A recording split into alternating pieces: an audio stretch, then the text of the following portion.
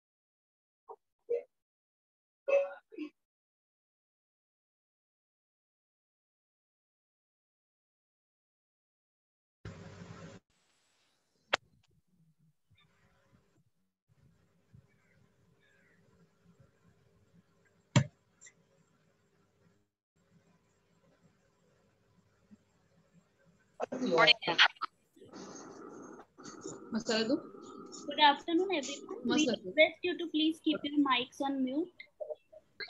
Good afternoon, ma'am. Good afternoon. नाम है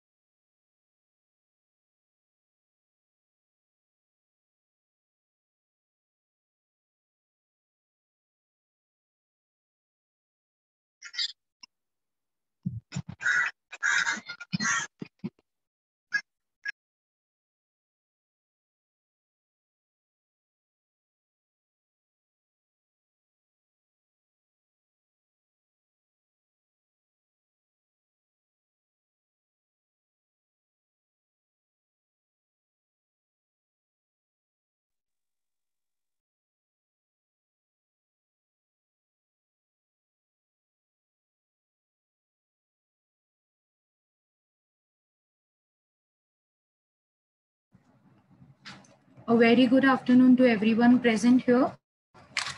We'll be starting with our session now.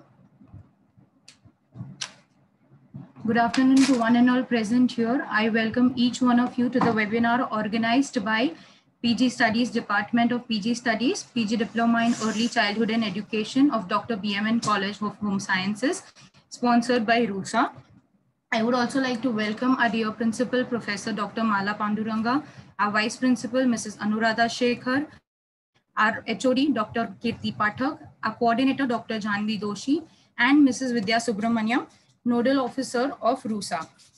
Coming to the topic of today's webinar is making healthy choices for preschoolers, that is understanding food labels and food safety.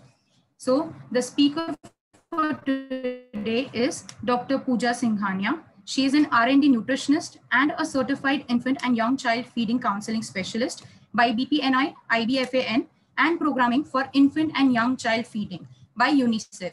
She has received Young Scientist Award 2010 by Nutrition Society of India and Nestle Research Award 2015 for her research work in the field of nutrition. She has more than 10 years of experience in the research and development of nutrition education and diet counseling. Equipped with hands-on experience of being a mother and a deep understanding of nutrition, she is eager to reach out to every mother and child to ensure they achieve the best possible nourishment through the critical 1000 days of life. So I welcome Dr. Pooja Singhania for this webinar, and I'm very sure everyone is going to have a great time understanding about food safety and food labeling. One request to each one of you that please keep your mics on mute during the session so that we can have a smooth functioning. Over to you, Dr. Pooja Singhania. Welcome. Thank you so much.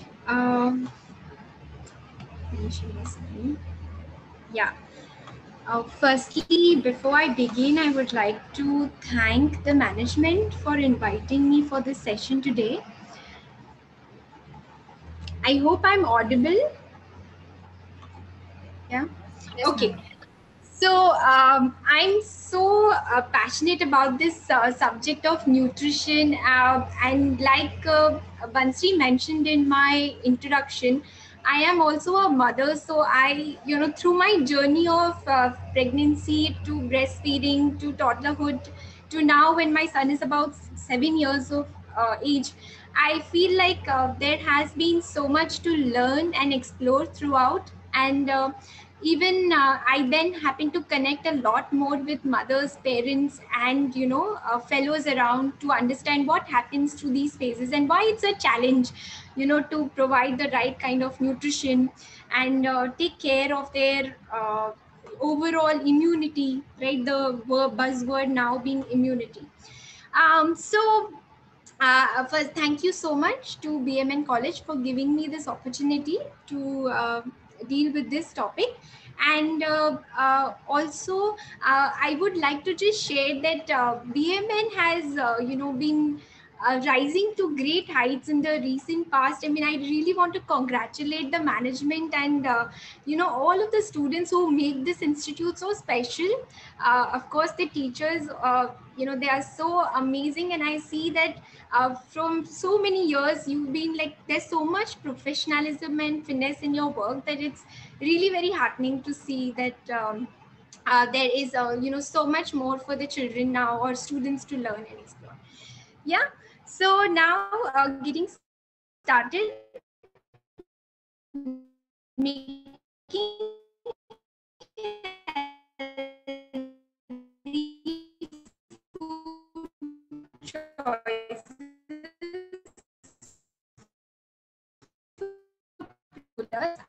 everything. Okay, so they know how to ensure their safety actually. And we as sometimes as parents or as educators think that we are going to teach them or lead them, but honestly we just have to facilitate whatever they are going to do. So a child playing in dirt, a child running and exploring a dustbin, a child trying to eat footwear, or peeling the wall and eating it, or just simply being in dirt, is doing what nature intends for it to do, right? So we are not here to control them from that. All you can do is always just be there as a facilitator to guide them to navigate better. But honestly, we are not the ones to really control their lives. And their immunity is best maintained when they are in a loving and caring positive environment. That's all that they need to grow and flourish. So it's not our duty to constantly monitor them. All right. Yeah, so what are we going to learn through the presentation today is importance of safe food for children. What are the FSSAI guidelines on safe food? Then labeling regulations, importance of reading food labels, harmful additives in food for children, ultra processed foods and their impact on a child's health, and how can parents provide safe and healthy food for children. So firstly, why is it important that children get access to safe food? Because under 5 years of age, a child is very susceptible to foodborne illnesses. Okay, so because their immune system is still under construction, so their immune system is yet not mature to handle the different kind of abuses, and toxins coming from the environment. So they need little more hand holding or care before we expose them to the adult kind of environment. There is less stomach acid, which enables more growth of bacteria. We all know that at a lower pH, bacteria are withheld, but as the stomach acid is low, there is more chances of allowing the growth of bacteria and therefore more chances of infections. Their body is small, so the moment they contract any infections, so the first thing we see is usually like vomiting, diarrhea. So with that, they lose a lot of body water quickly, and then it can put them at risk of dehydration. So that's something, again, we don't want, because dehydration can be really critical for a small child. So we avoid. And then E. coli infections. So now E. coli, we know that comes from fecal contamination of food. So it could be with mostly outside food that the child is exposed to, or maybe even at home due to wrong handling practices. So, but E. coli infections in children is known to lead to the hemolytic uremic syndrome, okay, HUS syndrome, which is characterized by damage to the kidney. Okay, so they have seen that HUS syndrome will lead to kidney failure or even death sometimes.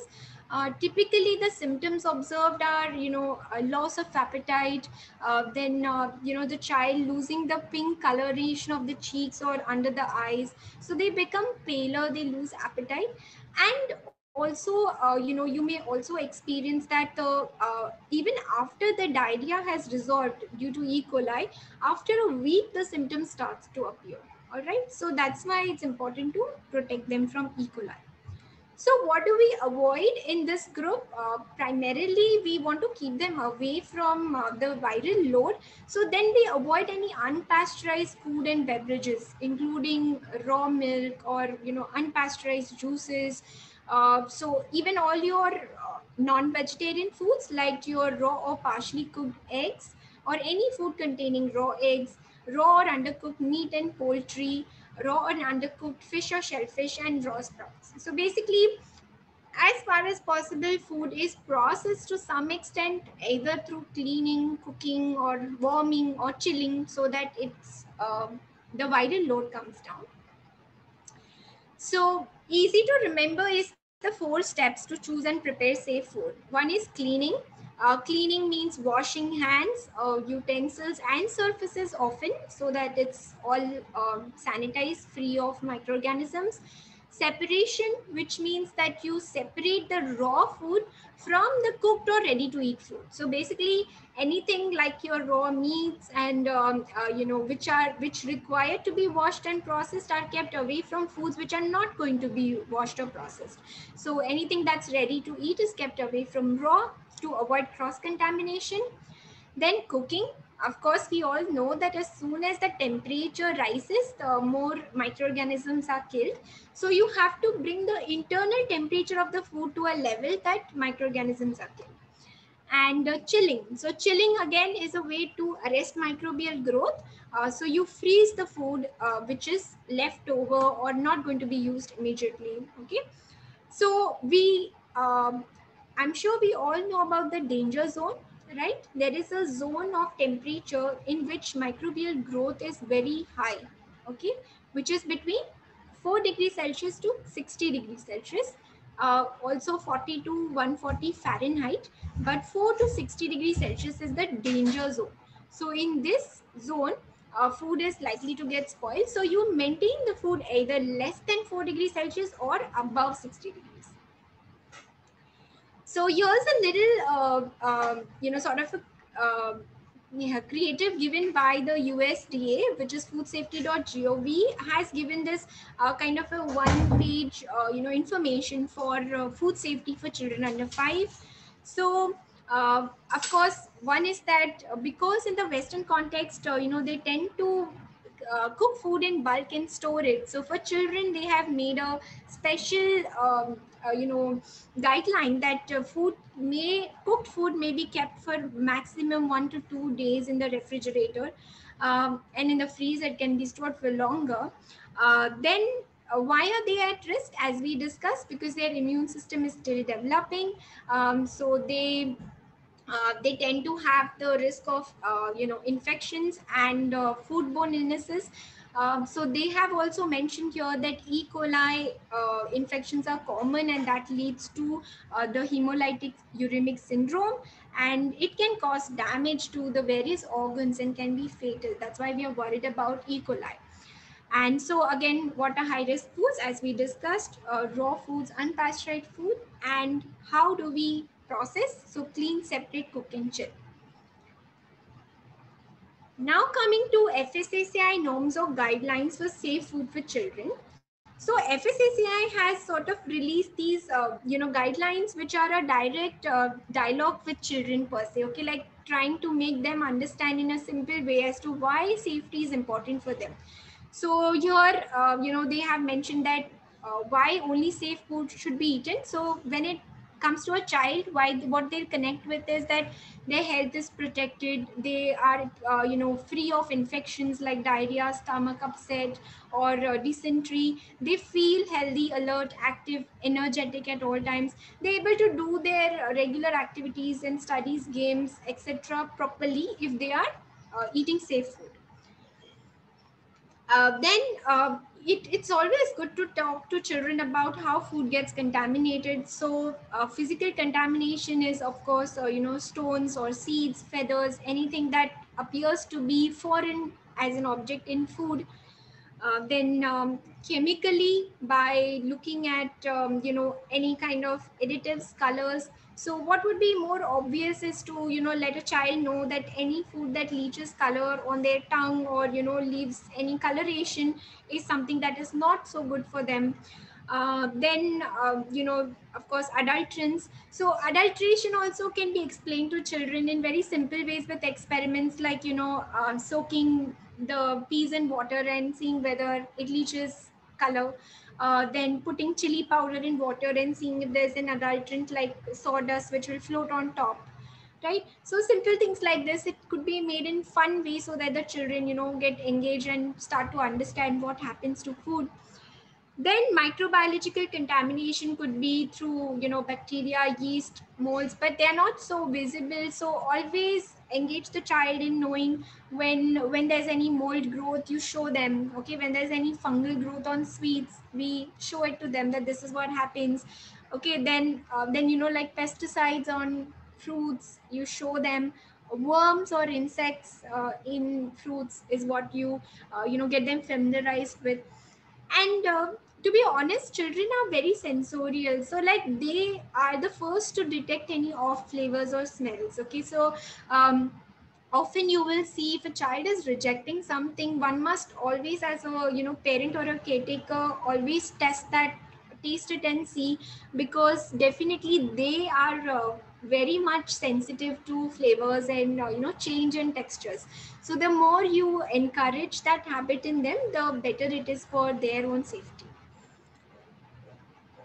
Then helping children develop their own safety codes, like with hand washing. So of course we know 20 seconds is good. How do you get a child to wash hands for 20 seconds? So maybe they sing a song, so singing the happy birthday song twice is a 20-second thing. So maybe doing that so that they know that this is my 20-second time. Then throwing garbage right into a covered garbage bin, making sure that they are eating from clean places, they're eating covered food. And also maybe like once they wash their hands for meal times, they do not touch any other body parts, or they don't attend to any phones, or money, or even they don't bring school bags, pets, etc. into food handling areas. All of these things can be their safety codes, which can be taught to them in a fun and interactive way. Children, nowadays, since we have a lot of food being offered at cafeterias, at schools also, or even if they are at daycare centers and stuff, it's good to tell a child how your food handler should look. So they could look for signs such as a healthy and pleasant looking food handler who's not coughing or sneezing, who does not have open cuts or wounds, who's wearing clean clothes, does not scratch the body or touch at places while making food, is not smoking or eating tobacco. Then regarding the food when it's served, the child can always look at whether the food is like warm. If it's supposed to be warm, it's nice and warm. If it is supposed to be covered, then that's how it should be served. Then the look, smell, taste, and feel of that food should be fresh and normal. Whatever is supposed to be cold should be cold, like especially it stands to for curd or maybe milk products, right? And looking at packaged foods with the seal on it and not being tampered with. Children can also get involved in looking at the expiry dates and best before, right? Like at home also, you can always show them to look at the bread packets or any other processed food packets, that what is the expiry date, so they always are aware and they consciously look for these things. Then of course food that is nutritious. Water, again, water for children, very very important source of contamination again, so one has to be conscious. So either it should be running tap water, like one which is free flowing, and or else if it's in a cover, if it's going to be stagnant, then it needs to be in a covered container, preferably something that the child can see through. It's not covered to an extent that the child is not able to visually see the water, and a tap to dispense the water so that it's very hygienic to draw the water. Ice, of course, here it may not be so pertinent in our context about the understanding of correct or hygienic ice, but yes, basic instruction to children could be that avoid taking ice when it's not made at home. So when they are having any drinks outside home, it's best to avoid taking ice because it is difficult to have procure it and save it in the right hygienic way. Then utensils for storing and serving. Children can always look for clean and intact utensils. Look at reusable serving utensils which are washed, clean, and disinfected after every use. Using single-use or disposable items, clean and non-toxic material for packaging of food. They can be made aware of the harms of foil paper and plastics, right? And then of course environment, as to wherever they're eating and whenever, they must be sure that there are no open drains or garbage dumps or toilets nearby. It's the place is airy, well ventilated, not crowded, and it's properly disinfected. Yeah. Next is washing hands, being the key to keep food safe. So everything said and done, even if our environment is good, bad, whatever, whenever we sit to eat, what you can control the most and easily is washing hands. So again, telling the child that when are the occasions when you wash hands. So every time, before, during, and after preparing a meal, before eating, after using the restroom, then of course after you touching your nose or blowing, coughing, sneezing, washed after handling any raw meat or raw food basically, and after touching garbage, pets, or other animals. And we know that there's so much emphasis on the 7 steps of hand washing now. So again, trying to bring that into for the children by way of a song or a rhyme is best, so that they register it, or even putting up the poster next to the wash basin helps. Then healthy tiffin is equivalent to healthy children. So FSSAI is also given that if the child's lunches and meals are very very healthy, then definitely it directly correlates to good immunity.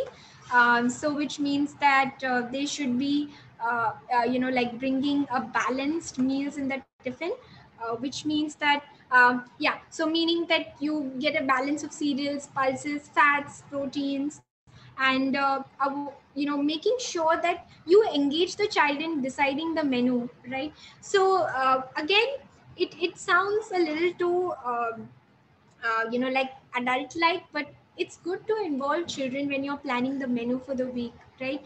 Or make them choose that what they want to eat on a specific day.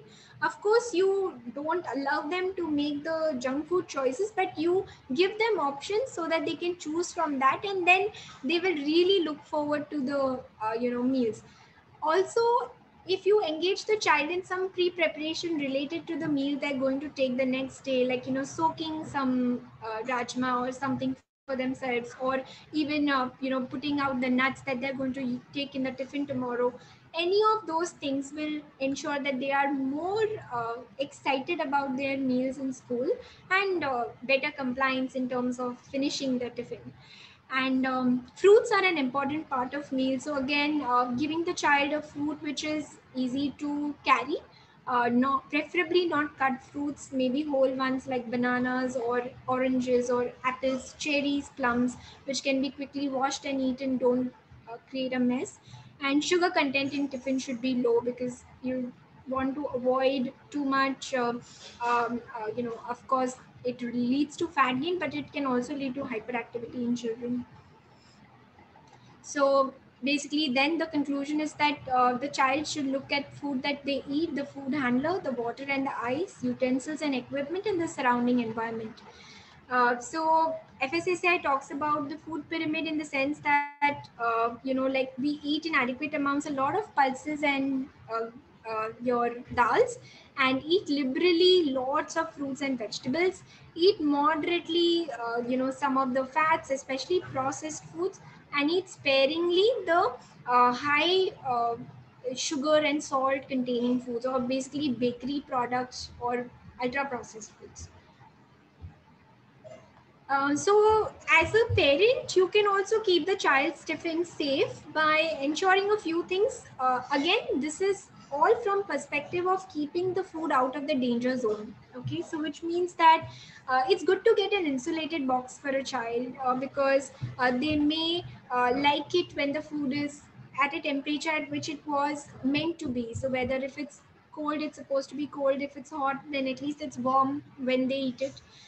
Keeping warm food warm means even when you're putting it into the tiffin, you make sure that you are heating the food well so that it remains at least warm by the time child eats it. Using frozen cold packs. Now this is more relevant, of course, in the Western context where they have the sandwiches with meats and it needs to be kept really cold so that the spoilage does not occur in meat.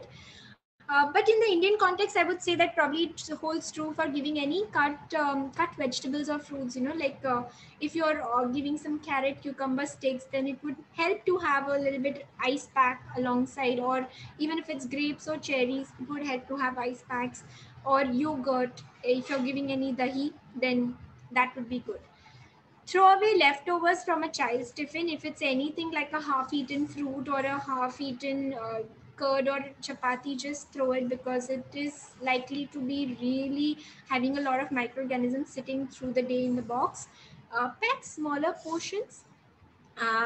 It's good to know never overwhelm the child with large food portions to complete.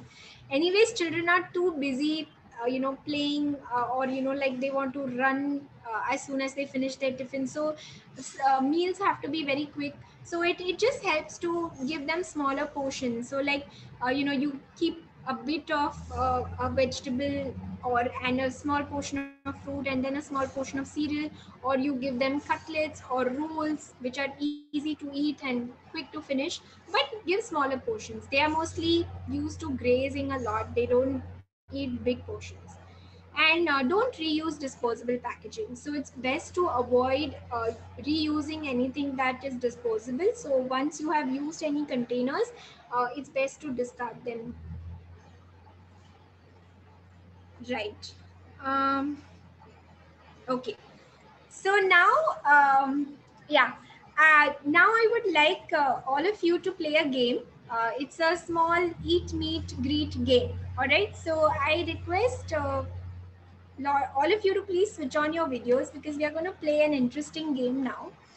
Because when we talk about children, we talk about patterning their behaviors by doing innovative ways, having innovative ways to make them learn things, right?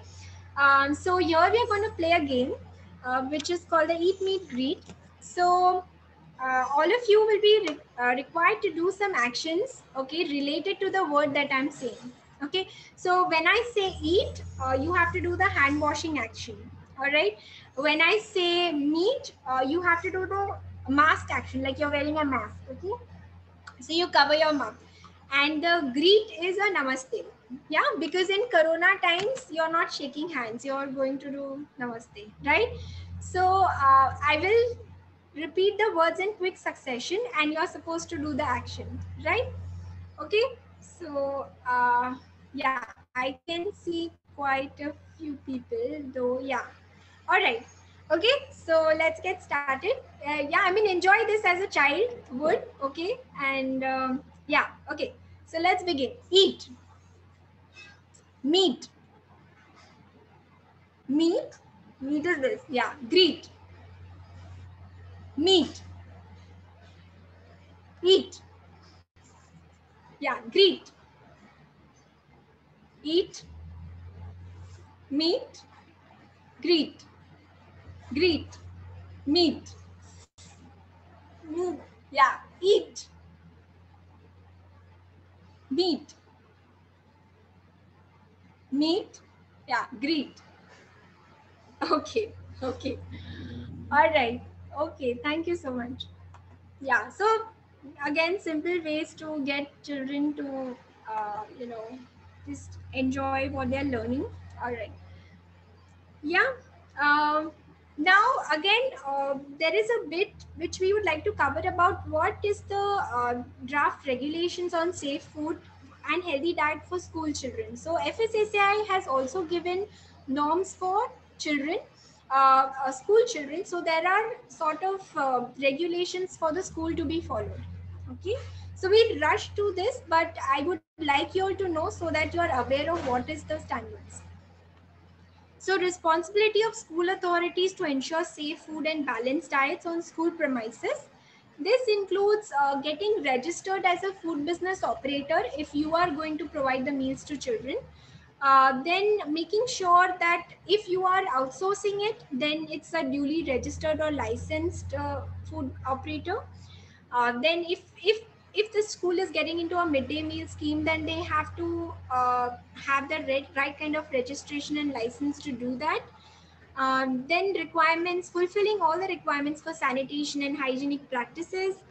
um, Being very sure that nobody is allowed to sell food products which are high in saturated fat, trans fat, added sugar or sodium.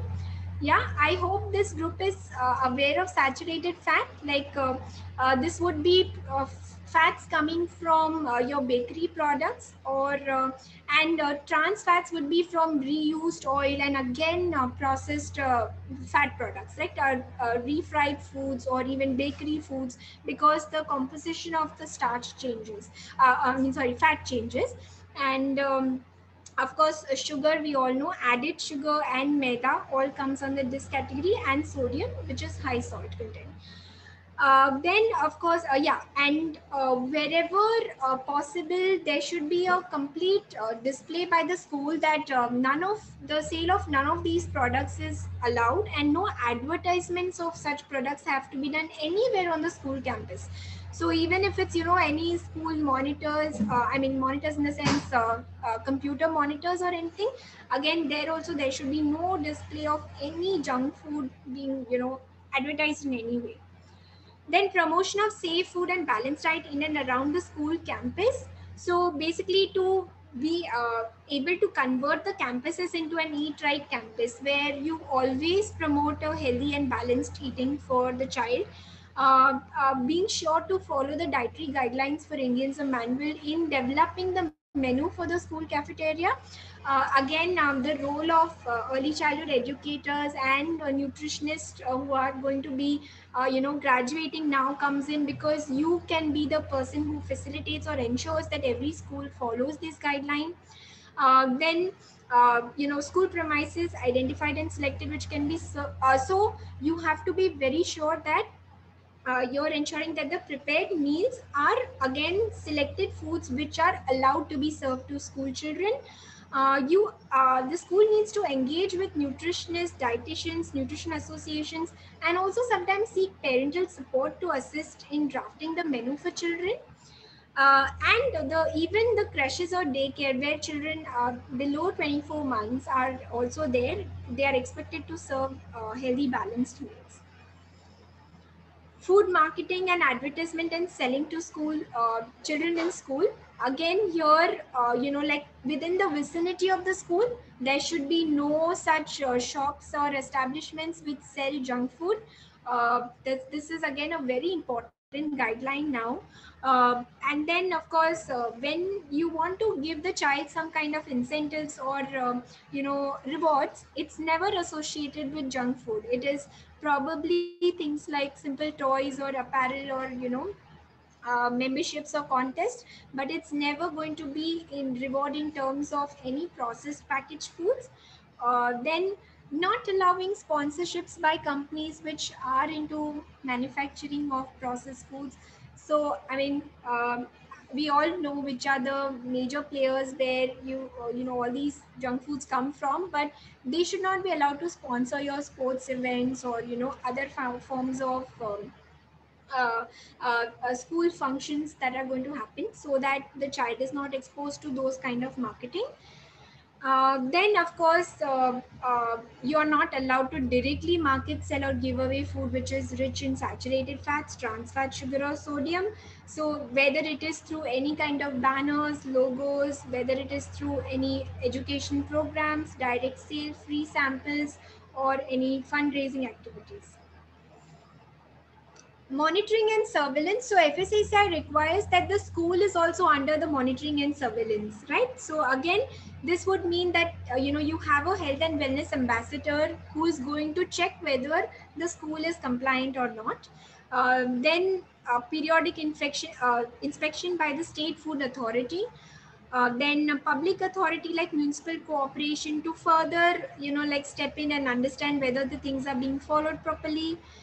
Then for any reasons, if the school fails to comply, then there should be a concerned department of school education or affiliation which takes action.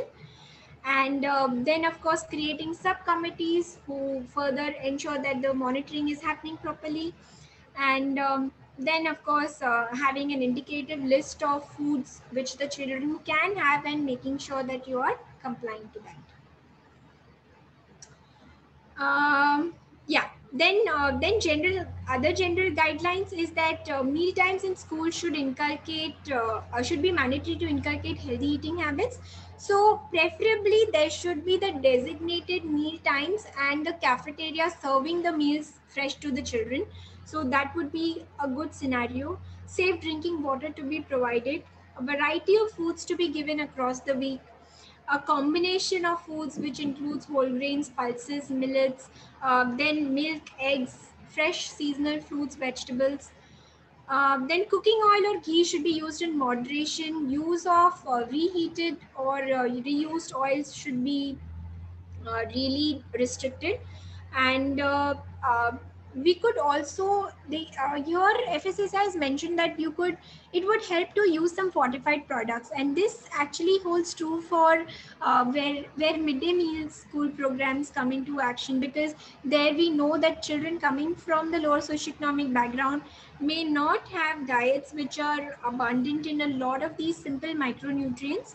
So to make sure that they get that, you go for the fortified wheat flour or fortified rice or double fortified salt, so that their you know simple micronutrient gaps are filled through the food that is being offered. The meal that is going to be so you know enjoyed and you know going to be one of the filling meals for a child coming from a low socioeconomic background. You make sure that that is really fulfilling and good. Yeah. So again, this is just a illustrative list. Like, so what should be always a part of the menu? That is 75 to 80% of the foods in the menu should belong to this category, which includes cereals, millets, pulses.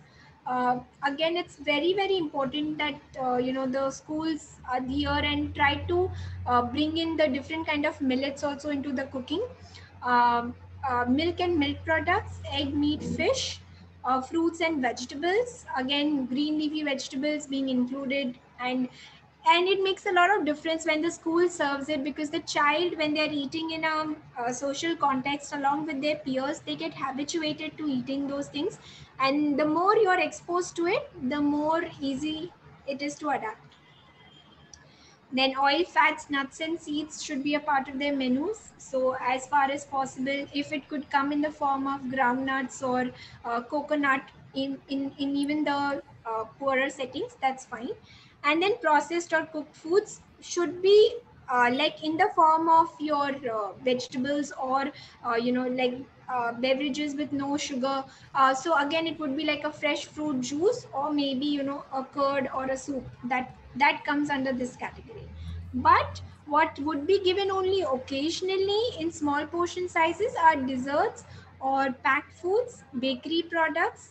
I know that in usual school cafeteria menus, they do offer the children, once a week, maybe, a pav bhaji or a pani puri, or maybe even, like a sandwich, but that's strictly once a week. And then any packaged juices, which would be specially reserved for some maybe occasions like sports days or something. And not to be made available is food high in saturated fat, trans fat, added sugar or sodium. So a lot of the cakes, pastries, and a lot of processed chips should be out of the menu. Now coming to the labeling part. So this was all about the food safety and related regulations. Now we come to labeling of the food. While I was looking at whether there are any laws or regulations governing the food labeling, so there are the Codex Alimentaris has come up with the international standards for food for infants and children, or the International Code of Hygiene Practice for Foods for Infant and Children. But honestly, they don't have any set guidelines which people are following. So in the Indian context, FSSAI becomes our the guiding format which we can follow and adhere to. Yeah. So coming to interesting part on food labels. So here I'm going to display a few food products. Maybe you guys can also, type into the chat box which are the food, ingredients which appear to be really unknown to us, or appear to be the processed ingredients which are not good for us. Yeah. Also understand that what we need to know about food labels is that when we look at the front of a packet, it's always very attractive, and it gives all the information that makes you feel like this is the best thing for me, right? So if you'll see here, it says 3 grains: oats, oats, wheat and rice. Then it's protein rich, so it's giving a lot of power. It has 0% maida and it has a lot of vitamins. So that's what this product claims to be. Okay, but then it's good to always turn around and look at the ingredient list. So when we look at ingredients, I'm sure all of you know ingredients are always listed in descending order, right? So whatever is maximum is first, and then accordingly it goes lower. So here you have a multigrain flour mix is the major ingredient, then it's choco cream. So the second most abundant ingredient in this food is actually the sugar and the vegetable oil. So that is going to be the primary source of calories actually for the child.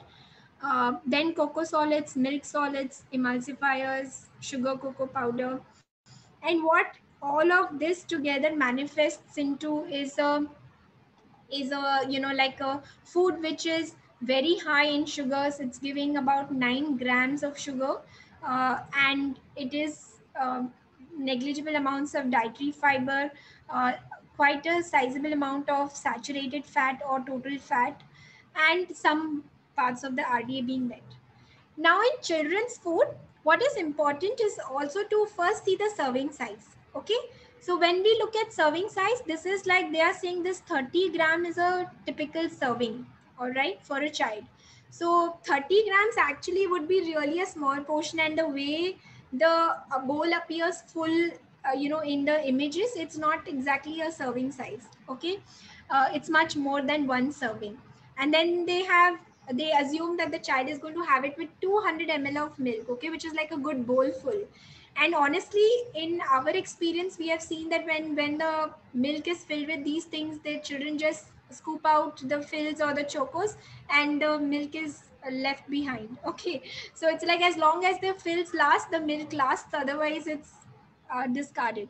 So that's what you need to see, what is the serving size, right? If at all as a educator or a parent you're going to give, you have to give that serving size, because that is what is actually meeting a certain amount of RDA. Otherwise you exceed that limits.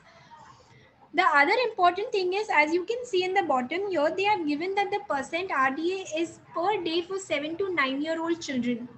So what is happening is that most of the food, they pick up the requirements of an adult, 2000 calories per day diet, but that is for an adult, and for a child it then is much lesser. So also look whether this RDA is based on a child's requirement or an adult requirement, because accordingly then the serving size comes down more, right? So that's what you have to be very, very cautious about. All right. So here again we have, I've picked up this food again because it's popularly marketed to children, the Knorr Soupy noodles.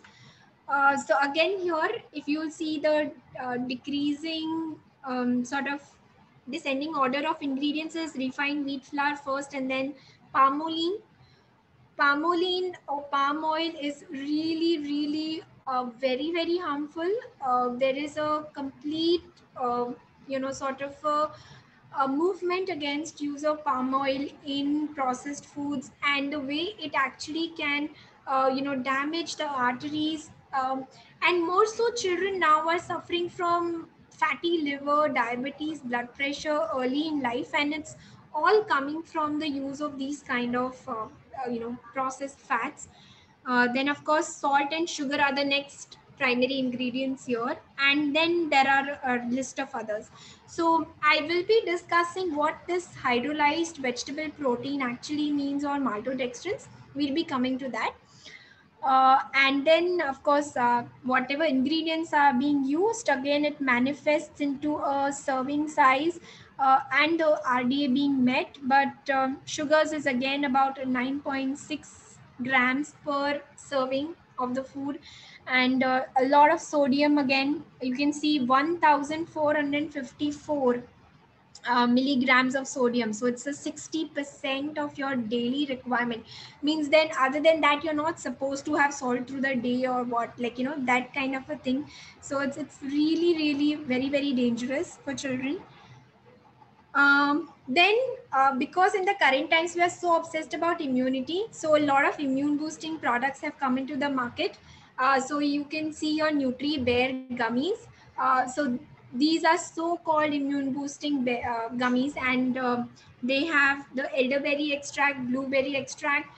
So I think these are of course the only natural things that are present here in this particular food, and that too it's an extract. So please understand that when you're processing the fruit to that extent that you are just bringing it down to a product that's going to be stable with less water and more concentration of its ingredients, then you're sapping it of all that it was meant to be, like in nature.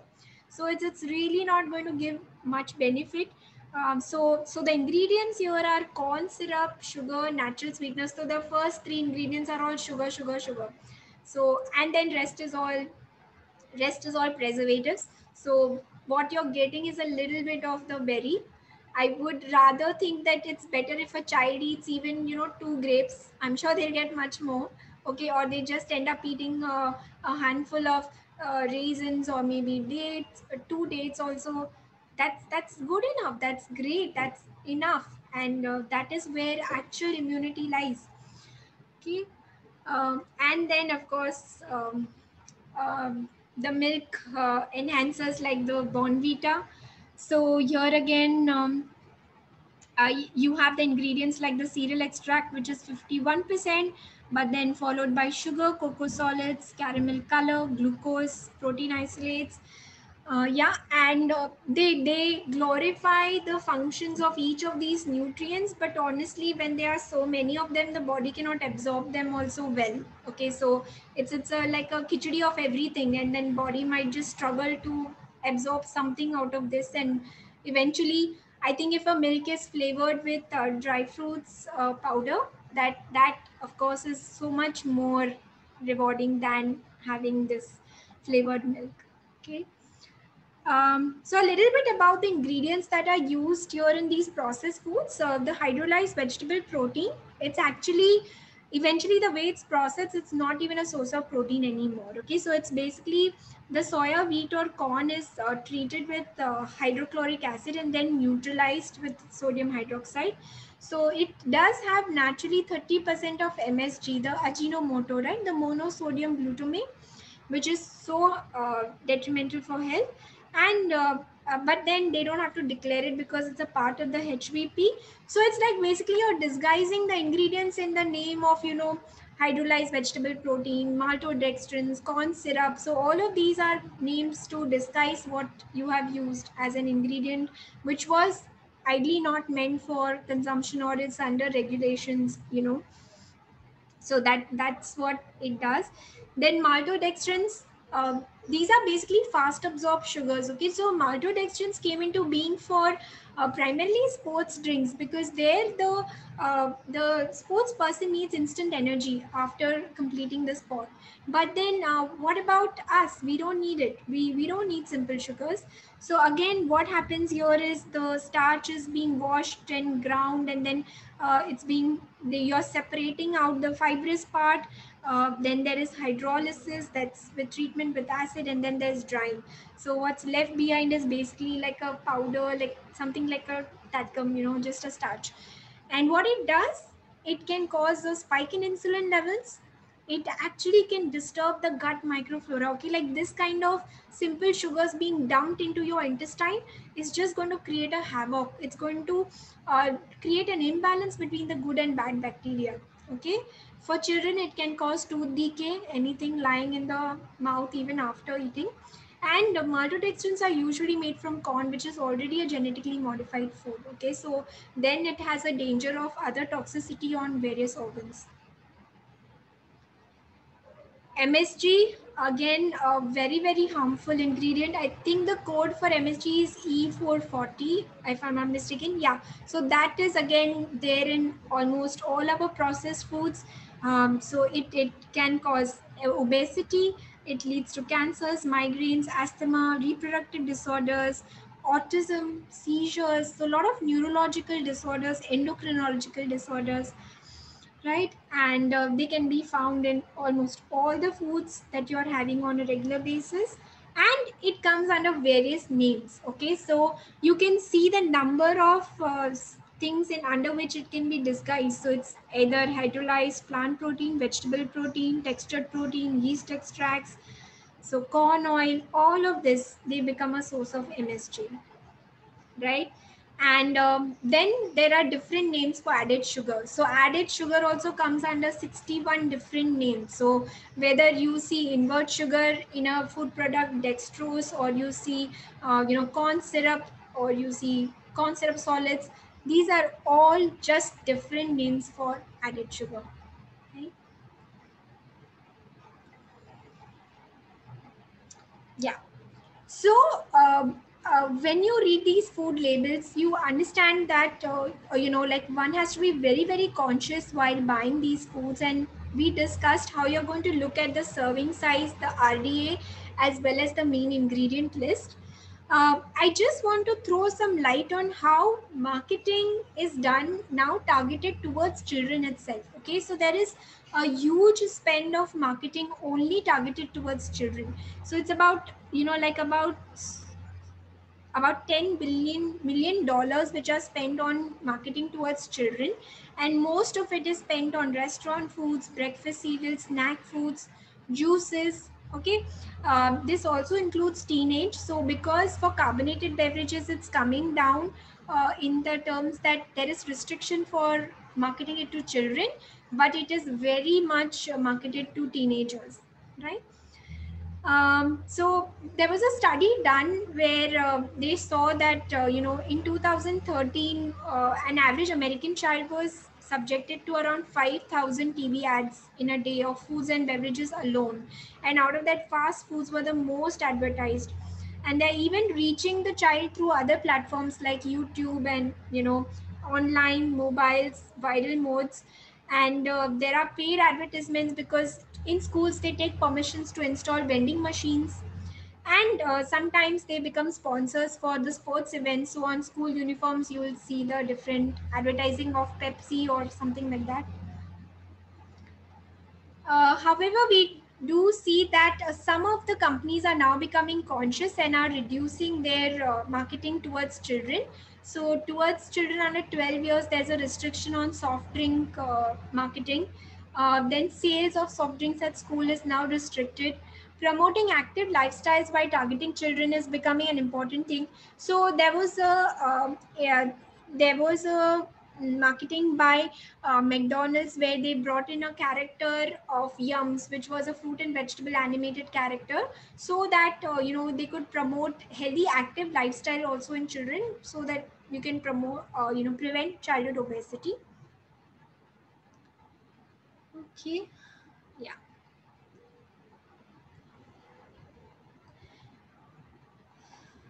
Yeah, and why are we worried about marketing to children? Because they are like a sponge, right? They are absorbing everything from the environment very subconsciously. They are not able to decipher whether this marketing is done to, sell a particular thing to me. It's just that they are absorbing everything that's coming from the environment. So they tend to prefer and choose whatever is advertised. So this has been again seen that whatever they have seen on television, they tend to buy those products, and this would hold true for both unhealthy and healthy products. Okay, so that remains like a it's standard. They may just, even if you promote say walnuts, almonds, then they will tend to buy more. It depends on who marketing it and how it is marketed, but then same holds true for unhealthy products. Okay, so now again, we'll just get into a bit of a quiz or a game. All right, and I hope here, I think I can see the chat box. No, I'm not able to see the chats, right? Yeah, but I'll ask some questions. So please type in your answers in the chat box. Okay. So this is a quiz where I'm going to give you the punchline of a product, and you must have seen that advertisements on TV. So you have to give me the name of the product. Okay. And I'm able to see the chat, so I will be able to read the responses. Okay. So let's get started.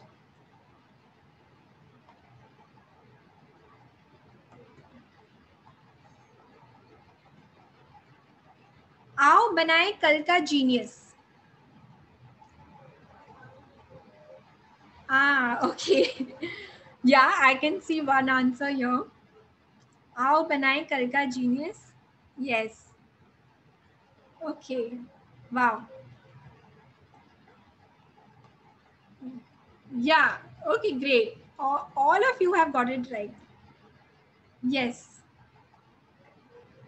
Yes, it's Parle-G. Okay. All right. Nice. Yeah. Good to see so many responses. Yeah. So this is this, right? So imagine the kind of impact this ad has on a child. Like बचपन से बड़ा कोई school नहीं, curiosity से बड़ा कोई teacher नहीं है, ना बनाए कल का genius. So Parle-G, one of the, even it's the food even which is eaten in the lower socioeconomic as well as high socioeconomic. So it's pervading all through, but it's really does not have any nutrition, but it's the way it is being marketed. Next, Tayari Jeet Ki.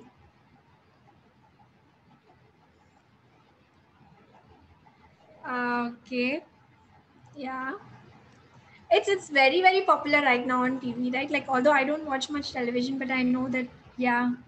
Okay, yeah. Again, most of you have got it right. Yes. Some of you are confusing it with Boost, yeah, or even Horlicks.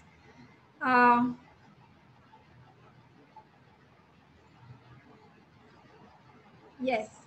Okay. Yeah. So most of them have got it right. It's Bournvita.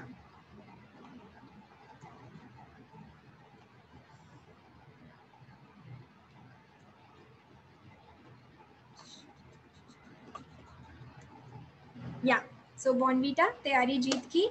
So this is like, really targeting a parent's aspiration, right? What do you want your child to be?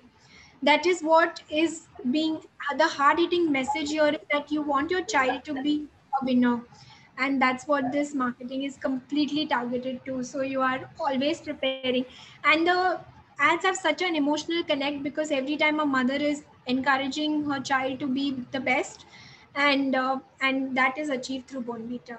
Okay, so choti choti book bye bye. I hope this is a little tough. Okay. I hope you're not Googling answers.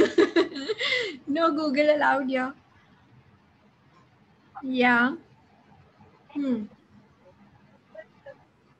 Yes, again, some are saying it's Maggie. Okay. But most of you have it right. Yes. Okay, so someone's saying you're not Googling. Very good. Nice. That means you watch TV. All right. Yes, it's Nor.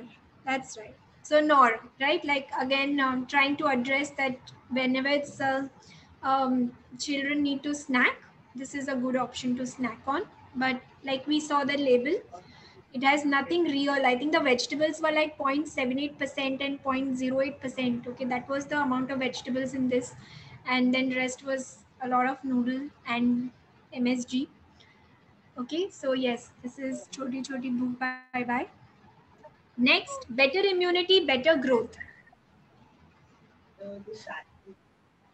Better immunity, better growth. No, it's not Horlicks.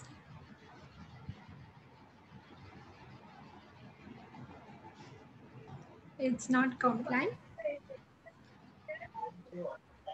Yakult. No, it's not Yakult. Hiral. Yeah, Hiral has given me the first right answer.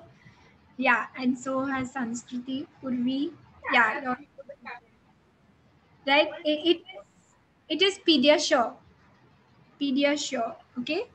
Yes. Yes, Shrutika. Yeah. All right. Yes. Better immunity, better growth. So again, Pediasure is coming in to tell even school-age children that the moment you sneeze, your immune is low, and what you need, your mother needs to give you is Pediasure to be 100% sure. So bringing you in the immunity triangle, and again hitting the right spot for a mother that my child is not gaining height, not gaining weight.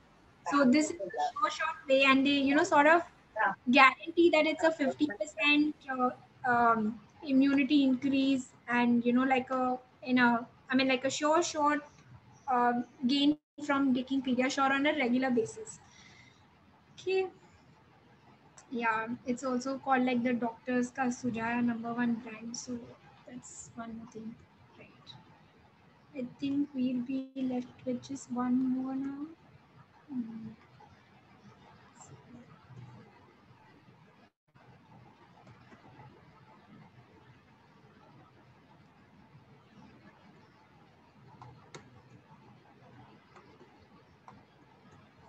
Yeah, हर सुबह बने breakfast से बढ़कर.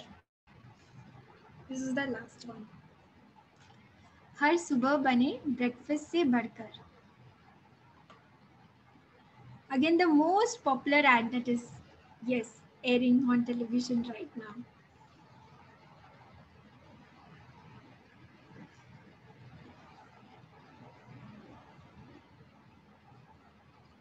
Yeah, so their tagline is what, like it's so it's really painful that unfortunately the ads are such that they actually connect with the mother's psychology, and can be very very penetrating. So yes, it's the Kellogg's ad. Yeah, most of you have it right. Amazing. Yeah, so this is when they say that जब mummy कहती है एक चम्मच और, right? So it's this thing that my mother is saying, just have one more bite of choco so that you can achieve, you will be doing better in math, you'll be doing better in your sport, or you're doing better in everything. So that's what this is about, like Kellogg's chocos. Yeah, so yeah, that's the end of the quiz. I hope you all enjoyed it. Yeah. Okay, so basically, when it comes to marketing, it's a lot of intelligence on the part of the person who is selling you, because they have to target that the associations are made with happiness or feelings such as fun, enjoyment, celebration, right? And then you also then they connect it with people who are aspirational, whether it is celebrities, sports persons, who become like the child's role model, and if they are doing it, then it's fair enough. And you know, like subconscious level, these things seep into them that these are good for me, or this is what I associate with happiness or good health. Okay, so that's where it's really sad. um, right. And then of course, you know, the whole immune boosting ingredients, and that's again something that is even more popular now. So whether it is coming in the form of, you know, like about this Kellogg's Crispies, you know, it's like immune boosting. They have written it's because they have just sprayed certain, you know, zinc and magnesium in the end on that. So even if you spray these nutrients on a leaf also, it will become immune boosting, right? Like, so it's really not that product that holds anything, it's that nutrient, and you get that nutrient from real food. So why not rather have that? So there are these calcium plus vitamin D gummies. So again, they are primarily a lot of sugar and the gelatin. But what is it showing to the mother is that it's a smarter, stronger, and happier kid. So that's what mothers want after all, right? So that is the thing. So health claims are becoming very, very confusing. They are the regulation comes when yes, you know, they tell you that you cannot market foods high in trans fats or saturated fats, sugar or sodium. But then what when you are talking about foods such as Bonvita, or you're talking about these immune boosting gummy bears, these are not coming under much regulation. Why? Because you know, they are under that health halo effect, that because they are going to provide some bit of your fruit or vegetable portion for the day, or it's going to provide some of the important immune boosting nutrients, then rest of the things are forgiven. But actually it's not so, right? Like, you don't need to give so much sugar to make sure that so much gram of zinc goes into the child's body. That's not how it works, right? It should be a holistic food that in its totality gives the right kind of bundle, right? Yeah, so again, there was a study done in UK actually, where they assessed 332 different products being offered to school children, which included breakfast cereals, fruit snacks, fruit-based drinks, dairy products. And then they were scored on 7 elements like energy, total sugar, saturated fat, salt, fruits, vegetables, nuts, fiber, protein. Now, what they found was very obvious that actually the foods that claimed to be healthy were not at all healthy. They had very high saturated fat and calorie content. Sodium content in cereals was very high. Fruit snacks contained 48% sugar. So, you know, why not rather have the whole fruit as it is? 1 in 3 products had concentrated juice instead of real fruit. So again, we must understand that when it's juice from concentrate, JFC, or even the concentrated juice, it's basically you're treating that fruit to an extent that, you know, you are processing it with heat, and then that leads to loss of nutrients, and you're bringing it down to a dehydrated powder. So the fiber is also lost in the process. So very little remains, and then actually processed fruit becomes free sugars. So this is again very important. Any fruit that's processed then comes under the free sugars category. So it's no longer being a source of your fruit. So it cannot count in your 5-a-day, right? Like there's a 5-a-day fruit and vegetable rule for children, but it cannot be counted in that. Yeah, and then of course the serving size of fruit juices was much above than the limits. Okay, so 150 ml is supposed to be a recommended serving size, but usually you will find these tetra packs in 200 ml serving, right? So that's the convenient tetra packaging of beverages. But so it exceeds your serving size, and a child will never leave like, you know, okay, 1/4 carton chore, though it's not like that. When you sit with a bowl of ice cream, you don't stop, you know, like at the serving size of a scoop. You often go beyond that. So that is what again is important to know. Coming to certain harmful additives in food. Um, yeah. So here is again some food additives which knowingly or unknowingly enter the food. So this could be from the plastic containers also, or sometimes the wrapping, all right, the containers in which the food is kept. So when you use any plastic containers of the number 3 and 7, and then these containers are used for either microwaving food, even after being worn out, if they are being used again and again for heating food or cooking, serving food, then you get exposed to bisphenols. Or even when there are lining of the food or soda cans, there is bisphenols in them, so it leaches into the food product. So what is very, very disturbing is they act like hormones in the body, right? Like, so they have a lot of impact on reproductive system and fertility. So we are seeing incidents, growing incidents of PCOD, PCOS, right? We are seeing a lot of cancers of the reproductive system coming in, and this could be because the exposure starts right here. Over a period of time, from such a young age, you are constantly exposed to this. Then, so one is endocrine system, a lot of effect on your reproductive health, fertility, and then the other is on the complete adipose tissue part. So it can impact your body fat in a way that there's more inflammation in the body, so more fat storage, going into a stress response where body tends to store more fat. It can, of course, also affect a child's neurological development, brain. It impacts their nervous system, immune system. There has been a study showing that there would be delayed onset of breast development in women, girls basically. Then prenatal exposure leads to aggression in 2-year-old female girls. So this can happen with BPA exposure. Then perfluoroalkyl chemicals, so PFCs, again, these are used in plastics basically to make the plastic resistant to stain and sticking. So again, this would probably manifest into the water repellent fabric, non-stick pans, cardboard packaging, which is meant to be waterproof, or maybe even like the shampoo bottles and stuff.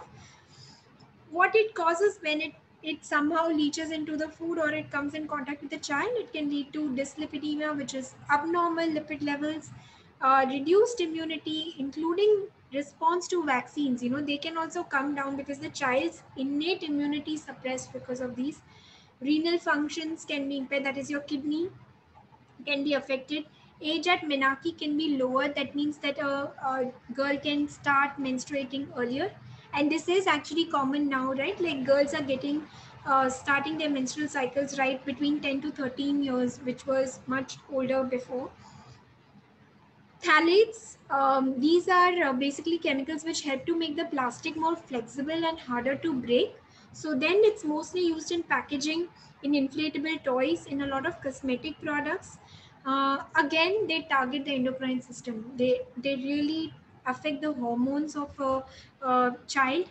They may lead to lower IQ. They may lead to poor social communication and development. Problems such as attention deficit hyperactivity disorder. So often it's so common now, right? Autism, ADHD now is so common in children, and then so many times mothers tend to find fault with the food or their environment or the child itself. But you never know, it must be coming from the way food is kept and served to the child, right? So that exposure also has to be taken care of.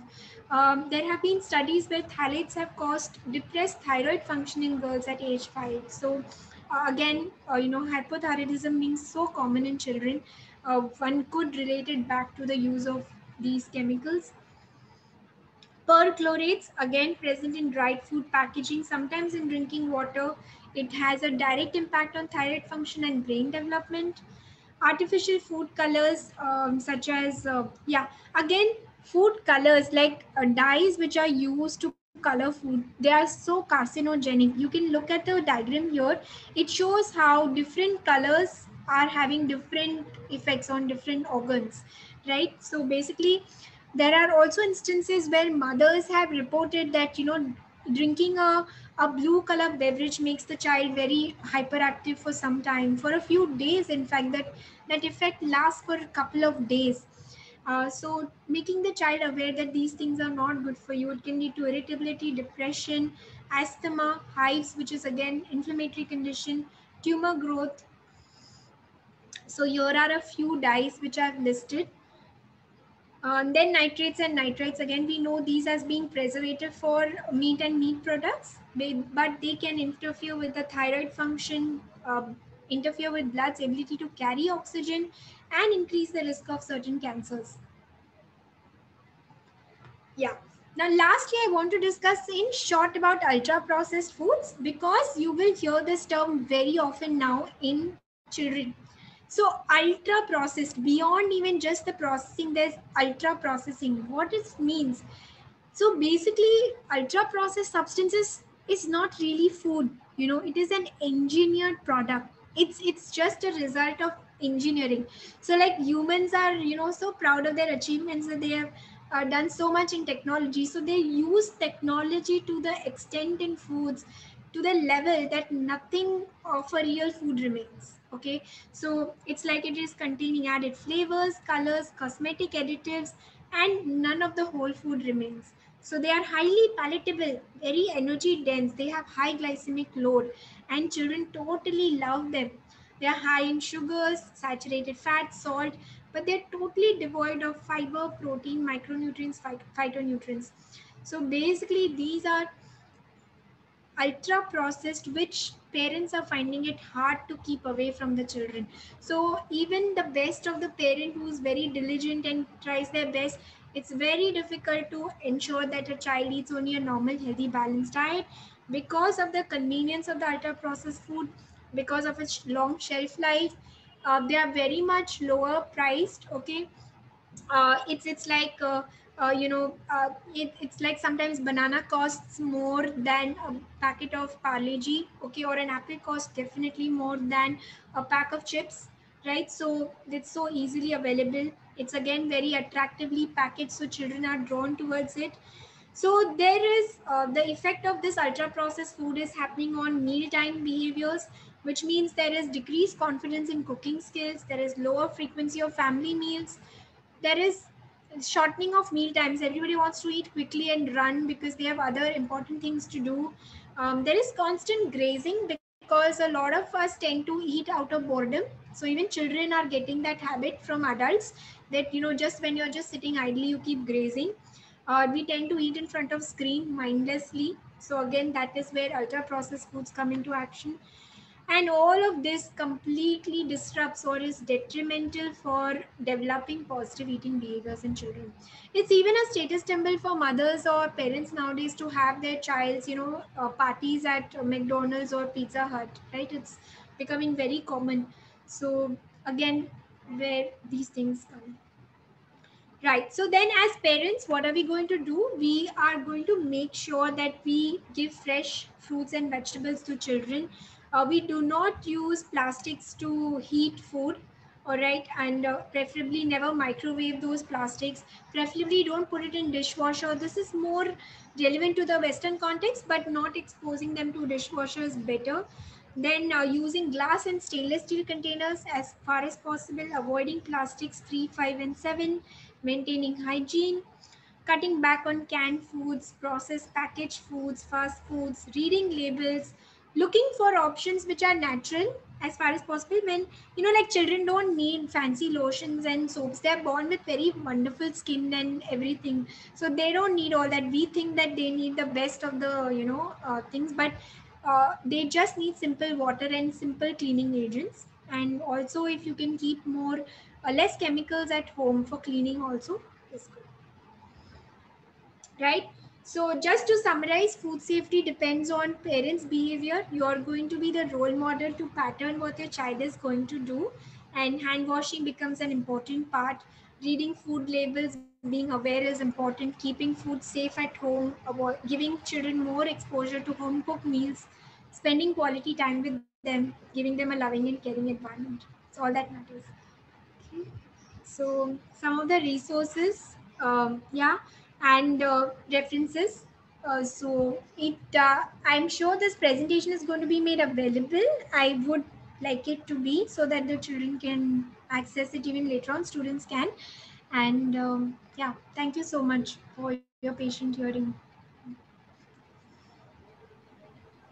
Thank you so much, ma'am, for the lovely presentation. I am sure every participant sitting here for the presentation has learned a lot, especially in between the tricks and tips which you were sharing for keeping the food safe and how we can prepare a better tiffin is very helpful for us. And also the point where you actually discussed all the fancy names. We tend to a lot of time we try to read the ingredient list, but we do not know what is the actual meaning of all those fancy names. So here you've also discussed all those fancy names. So I'm very sure next time when we read a nutrition label or an ingredient label, we'll be more aware and better choices will be made. After the presentation, what you've shared with us, the choices of picking up food is going to be much better. And especially the crowd, what we have right now here, maximum of them are future nutritionists and future teachers. So Right. we will be better role models. They are going to be better role models and better, in teaching what could be the better choices for their children. So thank you so much. Coming towards the end of the session, I would like to thank Dr. BMN College for providing us this platform to organize a wonderful session like this. And also we would like to thank RUSA for sponsoring the workshop. And last but not the least, thanks you for all the participants to be sitting here patiently and being here to get more aware. So I will be sharing a feedback form here in the chat box. So a request to every one of you to please fill up that feedback form. So thank you so much for being here. Janvi ma'am, over to you. Yes, thank you so much, Bansri, for coordinating this session. And thank you, Dr. Pooja, for accepting our invite and taking this opportunity. And since we have people from outside as well, I would like to take a couple of minutes to share about our other events, especially we are talking of children. We have a very most in-demand event coming up soon, which is the Bal Mela. I invite one of our TY students, Mahima, to share about it. And you can have your children enroll for this and come in. Mahima? Yes, ma'am. Thank you so much. Good evening to everybody. It's a pleasure to share about Bal Mela. So it's our annual event, and years pass by. We've been having it, where we've had children coming in, and we've had many activities where we've learned with them, we've played with them, we have so much fun. So this year also we've come up with virtual Bal Mela, and all of us are very excited for that. So we are going to be having it on the 25th and 26th of June. We have mentioned the details in the chat box, and we're looking forward to have you and your children with us. I'm sure they're going to have a lot of fun and they're going to learn through our virtual Bal Mela this year. Thank you. There are contact details. So when you, if you want your children to be part of us, please feel free to contact us. And we have spot bookings for schools as well. So if you are a school or if you know any school for preschoolers, feel free to share with them, and we are happy to accommodate. There is no charge for the event since it is an online one this year. So we would like you all to reach out to the maximum. So thank you everyone, and please do share your feedback with us. We are always happy to hear, and anything that you would like to share, any expectations you have for future sessions, do let us know. And we also have the various PG courses going on, which you might have seen in the beginning of the session.